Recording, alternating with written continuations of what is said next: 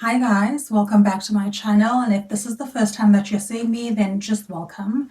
And on today's episode, I want to talk to you guys about the Super Bowl, and then I also wanted to talk to you guys about how to notice red flags, how to quickly see that a relationship isn't going to work, and how to break the cycle of toxic, unhealthy relationships. Next, I want to talk about an exciting new segment that I want to add on to the show today, and that will be Anita Answers, where I will find random relationship questions and I'll answer them. I give really great advice, so you should be very excited about this.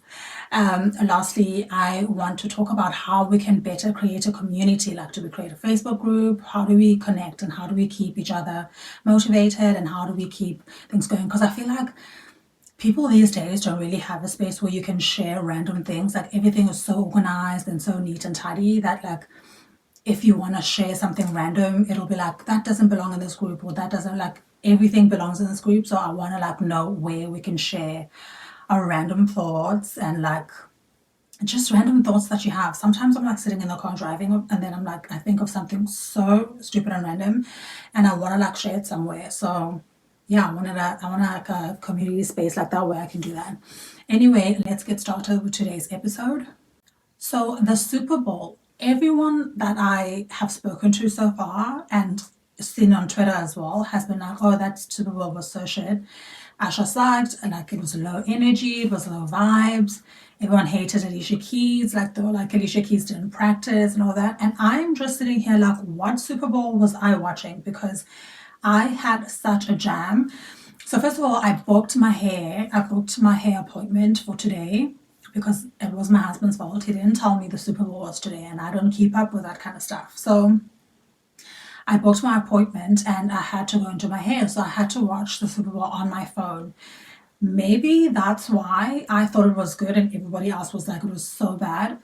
But like, everyone was so unimpressed. Like, there was only like one or two people on my Twitter feed who were like, yes, that was great. I felt so nostalgic watching it because I just went right back to the early 2000s where, and the thing is that I liked the most was that he included every single song. Like, every song that he has ever made, he was like, you're in, you're in, you're in. So I had a really great time listening to it, and everyone is just like, oh, it was so shit. And I don't understand what was I watching? Do I have a shit, do I have shit taste? I don't think so. I think my taste is immaculate. I think everyone else is wrong on this one. But if you did watch the Super Bowl, please let me know what you thought, because I thought it was bomb diggity. The 49ers are so annoying to me. So I don't follow football. So if you're wanting to like hear a proper football take, this is not it. I'm not a football person. I literally watch as I'm passing by the lounge and my husband is watching, then I'll just see whatever's like whatever. But I was saying to my husband today, like, it's so bad how the 49ers will always get to the end and then choke right there. Like, once they're at the end, it's super annoying. And I hope that I would just rather they fail at the beginning instead of like bothering us with it at the end. But anyway, Taylor's boyfriend lost it on the field. He like had a whole, like, he went and attacked that ball coach. I don't know what was happening to him, but it's like male rage. Like, he experienced male rage. It's like people were like commenting on like social media and they were like, oh my god, isn't this the toxic masculinity that we talk about on social media? Like, the wokies talk about on social media all the time. They're always like, toxic masculinity. And it's strange because everyone is so in love with this guy and Taylor. And so now it's like they can do no wrong in everyone's eyes. And I wonder if after this, people will start to see him as a toxic masculine person. I have no idea. And so let's move on from that. For today's message, or like the main point of today's video, is recognizing red flags and running as far away as possible, as quickly as possible. So there are a few ways that you can spot red flags, and I have a few notes. Or they'll make like a joke about like, oh, that new hairstyle looks like a Karen hairstyle, whatever, like these tiny little jokes. You'll be able to determine when it's actually a joke and when it's like a diss. Your gut will tell you. I think the most important thing is that when it comes to these toxic relationships and like picking up red flags, you have to listen to your gut. Your gut is natural. It's like natural instinct. It's there for a reason. Women have it because we are the weaker sex. And so we need to find ways to protect ourselves that aren't physical. So for guys, it's not really so prominent because for them, they have physical ability. So they would actually be able to physically handle a problem. We wouldn't necessarily be able to handle a problem. So we have that natural instinct that's like beep, beep, beep, beep, beep, beep, beep. Something's going wrong. You need to like make an escape. And so you need to listen to that gut and you need to make an escape as soon as something tells you you need to. And then also jealousy. If someone is like super overly jealous about nothing, like even friends that you've always had, then you need to start like questioning that and being like, why is this person so obsessed with like this one friend that I have and they're always asking about them and they just like do not want you around this friend? What is it about that friend that's making them so jealous? If the friend is toxic, obviously then that's not the reason. But if it's like a lovely friend of yours that you really enjoy and you really like and you guys get along, then you need to question like, why is he feeling so threatened about this friend? And you need to like look into that and see. And then you also need to like be aware of like hyper surveillance. If he's like on your toes, like it's always on you, like just like watching everything you do like a hawk, and he's just like, what are you doing? What are you doing? Like all the time, then you need to also like be like, what the hell? What is going on? What do you want? Like I said earlier, harmful teasing where it's like, it's a joke, I'm joking, don't be so sensitive and whatever, all of that kind of stuff. If you're saying, I don't like that joke, and someone can't accept that and say, sorry, bad joke, and move on, then we've got a problem. Because if I say it's not funny, then it's not fucking funny. Don't like push and say, oh, it was a joke, don't be sensitive. Don't tell people like how to feel. If someone feels upset, they feel upset. If you feel like they're a sensitive Sally, whatever, they're a sensitive Sally, but they're allowed to be sensitive Sallys. You're not allowed to tell them they're stupid for feeling sensitive about a joke, because certain things hit a certain way. So you don't beat yourself up for feeling like, if someone is joking about your weight and you're super sensitive about your weight, that's okay. You're allowed to be sensitive about your weight. Like you're allowed to be sensitive about one thing. You can't be sensitive about everything.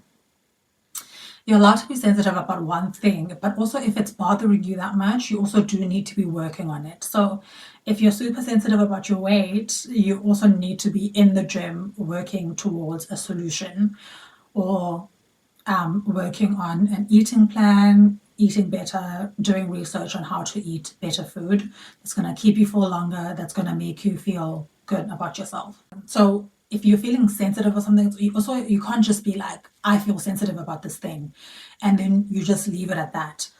I think now, like nowadays, we have this problem where everyone's so good at labeling things and like, I have a problem with this, I have a problem with that, but they're not as good at fixing the problem. It's great that you can label the problem, but now that you've labeled it, how are we going to fix it? There's also another problem with like therapy speak. Everyone is an expert at therapy. Everyone is an expert at therapy language and what it means. No, you're not. You might think that you do. You heard someone say narcissist once upon a time. You think you understand the gist of it. Not necessarily, because there are so many different things that go into a diagnosis. You cannot diagnose people. Even if it seems very simple, if it's like simple depression, simple anxiety, you cannot diagnose people if you're not a professional that is able to diagnose people. Because you might think it's obvious, but it's not always so obvious. And people also like want to like hold on to their diagnosis also as a crutch. It's like, I have anxiety, so I can never do anything with my life. Like I have to sit in this box and like hide away from the world forever because I have anxiety. My therapist told me so. Your therapist told you that you have a problem, so you can start fixing it. That's the point. Your point is not to sit and like, woe is me. The point is to, now that I know I have this issue, how can I fix it? What is my next step? What is my life plan for fixing this problem so that it doesn't have a hold over my life? Capiche? Next thing on the list is bringing up the past. This is one of my like least favorite ones. If we have a conversation, if you are in a relationship and you have a conversation with your partner, after you have a conversation with your partner, you guys forgive each other. Like, let's say you had a fight, like you were 5 minutes late coming to the car, and you guys arrived to your date a little bit late. Your partner's a little upset because he really wanted to make it to the show on time. It was your fault. You were doing your makeup a little bit too long. You get to the car. Sorry, babe, I was late. I was doing this or that, and I couldn't find this, blah, blah, ran late. You apologize, right? If he says, yep, that's fine, let's just go get to the show on time. Cool, you go, you get to the show, you have a good time. On the way back, you think, let me just apologize one more time. Say, again, babe, so sorry that we were late. I had the best time. It was great. If he says it's fine, you're forgiven, and we move on, the next time you have a fight, or the next time we have a date, or the next time anything happens, you or your partner are not allowed to bring it up and be like, hey, you're always late. Like, you can't say, like, you can't bring it up and be like, oh, you were late, just like the last time when you were late to the other date when I wanted to get to the show on time. Oh, you always do this because remember last time you did this, or you can't pull into the archives for negativity.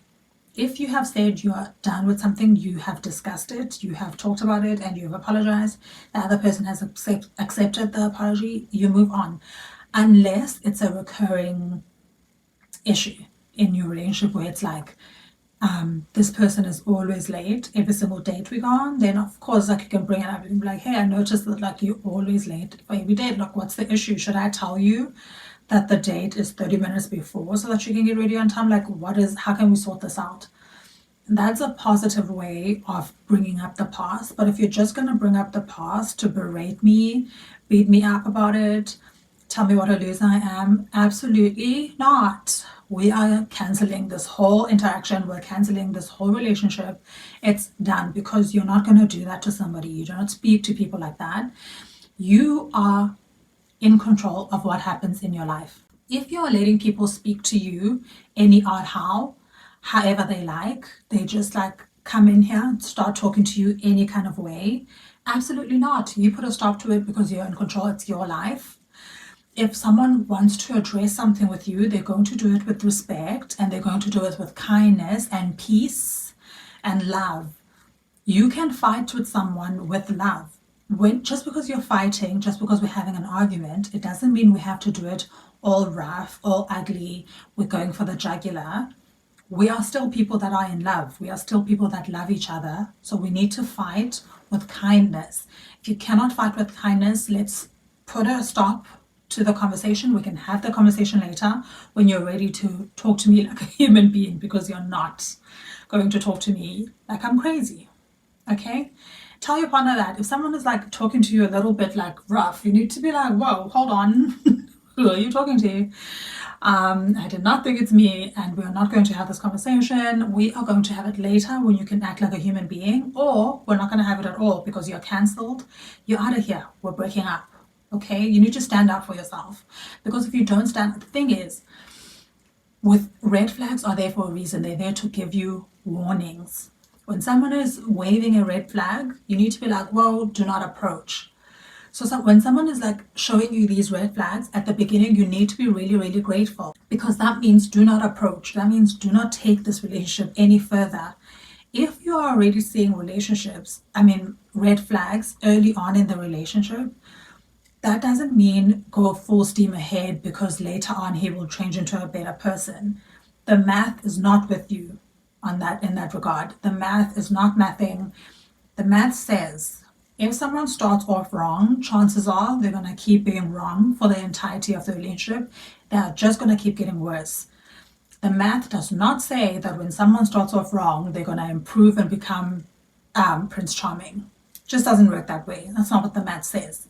So you need to look out for the red flags, and you need to be awake, just awake, looking, seeing how someone reacts to small little things, how someone reacts to inconveniences, how someone reacts to your mistakes. Are they responding with love? Are they responding with understanding? Are they kind? You need to look for a kind person. Your partner needs to be kind, because if you're going to be together forever, If you're going to be married, you're going to need this person to be kind, because you're going to get pregnant, you're going to get ugly, you're going to get stretch marks, you're going to get fat, you're going to get sick. You're going to need this person to be kind, because they're going to need to look after you throughout all those different processes that women go through. And so you're going to need him to be a nice fucking human being, because if they're not, they're going to make your life so much harder than it has to be. Okay, so now you've noticed all these red flags, everything I've listed. You've noticed that, seems like my partner has all these things. Time to plan your exit. You need to start planning your exit, because we're not staying with him. We're just not. Now that we've noticed that he's a terrible human being, absolutely not. He's not for us. It's not positive. It's not making us happier. It's not adding on to our lives. It's taking away. So we're not staying. We're leaving. We're going to tell all our friends what is happening. We're going to explain to our friends why it's hard for us to leave, because it will be hard to leave. We're going to tell our family and friends what our plan is, how we're going to leave. We're going to tell them what we need help with.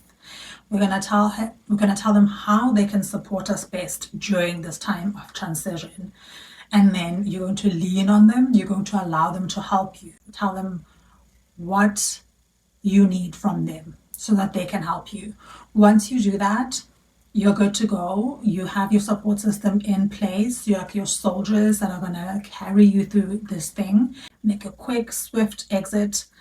Now, this is not for full-blown abusive relationships that have been going on for hundreds of years. For that, you need a therapist, someone licensed, that's going to talk to you and tell you what you need to do. But this is just for red flags, like at the beginning of a relationship, where you're just like, doesn't seem right. You need to start planning how you're going to stop talking to this guy. Are you going to ghost him? Or are you going to, like, how are you going to get rid of him? Are you going to block him? Are you, like, a ghost and block? Or are you going to talk to him, like, let him down gently? What's your plan? Talk to your friends, draw a mind map. Like, just figure out the best way to do it. And then after that, he's not your problem. You don't have to nurse him back to health. I know it's natural for women to want to, like, fix things. So if he's crying to you and telling you how sad he is, how he's going to change, how he's going to do better, he didn't mean to yell at you, he didn't mean to be upset, he didn't mean to bring up the past, he didn't mean to be jealous, he's going to be better, he's going to do this and that and that. Then you want to suddenly be like, oh my God, yeah, maybe he could change. Like, maybe he's right. Maybe he, like, really didn't mean it. Maybe I should give him another chance. No, your gut has told you something for a reason. Follow your gut, listen to your gut, listen to your friends, listen to their advice. They are standing on the outside looking in, so they have perspective that you don't have. When you are in a situation, you don't always have the best perspective. You are the person that knows the relationship the best, but sometimes your perspective is off because you want it to work so bad, and because you're remembering the good times, and so you want it to work, and so your perspective is off sometimes. Once you have left this guy and you've blocked him, now it's time to focus on you. Bring it back. Focus on you. Go out, do fun things. Pick up a new hobby. Start painting. Start planting, like buying little plants, planting them, watching them grow. Start a puzzle. Puzzles are really, really fun, and you can do them for hours, especially if you have like an ADHD kind of brain. You can literally zone in for hours and forget everything. So relaxing until you're stuck, and then it's not relaxing. I'm currently avoiding a puzzle that I'm doing with my husband. It's like 1,000 not blocks, 1,000 pieces, and I'm so frustrated because I'm just like not figuring it out, and so I'm over it. But I will go back when I'm ready, when I've calmed down. I'll go back and I'll finish the puzzle, because it is relaxing when it's not stressing me out. Yeah, focus on you, do fun things, and do what makes you happy. Do not go jumping into the next relationship. Don't go looking for the next thing. Just heal, focus on what happened, how you missed the signs, what you're going to do next time, how you're going to improve. No, actually, you don't need to improve, right? Because you did everything right. You saw the red flags, you talked to your friends, you left, and you focused on you. So there's nothing to improve on. You did right. You did good. You did well. But yeah, focus on you. Focus on what makes you happy. Research something new. Like, find like a topic, a random topic, and then just research it, look into it, learn something new. What does it hurt, right? Yeah, and that's it. That is all I have on that topic. If you have any questions, if you have any advice to give people or something to add on to that list, please add on in the comments. Everyone would appreciate it. Okay, so for today's segment of Anita Answers, I'm going to read a Reddit story that I found, and it's about perspective, like I was talking about earlier. I, 30-something female, and my boyfriend, 30-something, have been together 2.5 years. We very recently moved in together too, but it's been a terrible ride culminating in this moment. We fight over so much. Just before I moved in, I literally gave up my house and was packed to move within a day or so. We had a night out and got stuck somewhere beyond our control, and he had a huge angry issue over it all. He blamed me for it happening, despite the fact that I cannot control the weather. Why does he want you to control the weather? I moved in, and the day after I moved in, he left to go somewhere for a pre-arranged week. Fair. Though I had no idea where he was actually staying or anything. When he came back, he was just pushing me away, planned another week away, and refused to let me join him. It's a way I blow off steam, he said. Why would you need to be blowing off steam if we just moved in together 2 seconds ago? What steam are we blowing off? From me? Am I the steam that needs blowing off? Like, what is the issue, sir? Do you want me to move out or not? Like, if you don't want me here, just say that. There I am, moved into his place, but he treated me like everything I did was wrong. Everything I did was met with, I don't do it like that, do it like I did. And I haven't felt very welcome, and our relationship has really struggled. We had this holiday booked, but every time we tried to arrange anything to do with it, it created more fighting. He said I wasn't engaging with planning. I wasn't communicating so well because everything I suggest gets shot down. My confidence to speak up has really eroded with him. We flew to somewhere nice and hot. It was beautiful. He planned a lot of the days, and I can totally get his frustration at doing the bulk of the planning. But here's the kicker. We did something physically arduous. I'm talking straight up had a panic attack over it. And once we got back, he snapped from Mr. Supportive to Mr. Aggressive again. If someone is like changing between Mr. Jekyll and Mr. Hyde, big problem, because that person knows what they're doing. If he can control himself and act really nice in front of other people, but then as soon as you're alone, he acts like a monster. He knows what he's doing. You need to get the hell out because that is terrifying. Please leave. This guy's not it. I said we mustn't forget to go to the shafts for water, and he snaps, where do you think I'm going? I'd be like, I don't know, sir. I don't know. That's why I asked. I spoke up the next day. Good. And said this talking down business is bad for our relationship. He said he feels like I'm a child that he's stuck with. Shut it down. Shut it down. If stuck with, you feel stuck. We've been together 2 years. We just moved in together. This is the best time of our lives. We're having like an endless sleepover. This is supposed to be such a great time.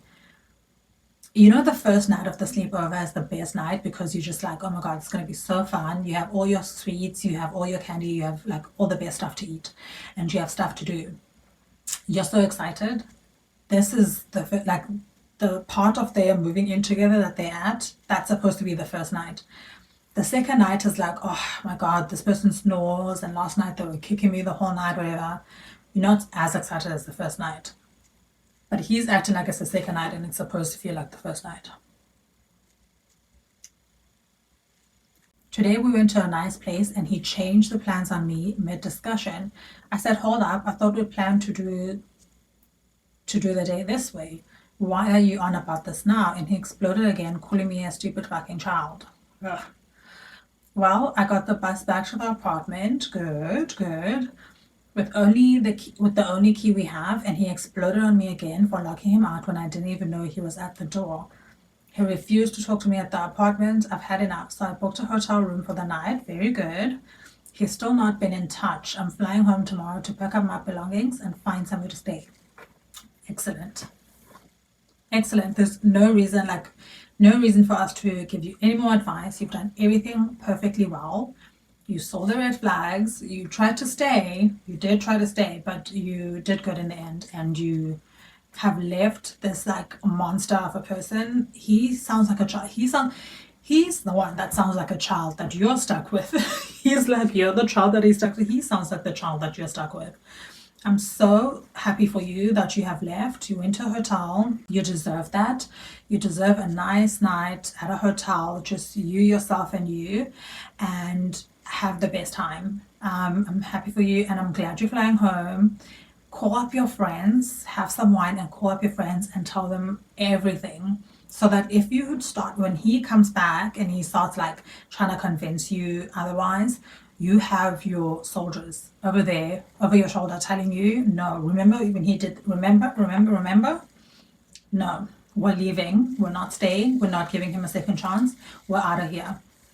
That's what you need. And I'm very glad that you have decided to leave this horrible dude. It's awful. That's all for today, you guys. Write to me in the comments and or send me an email and let me know. Tell me if we should start a Facebook group. Tell me if we should start a different kind of group. Tell me how we should meet up and chat and become besties, because it's all well and good that we like subscribed here and stuff, and like I come and make a lot of noise and leave. But what about like in between when we need each other? Then what?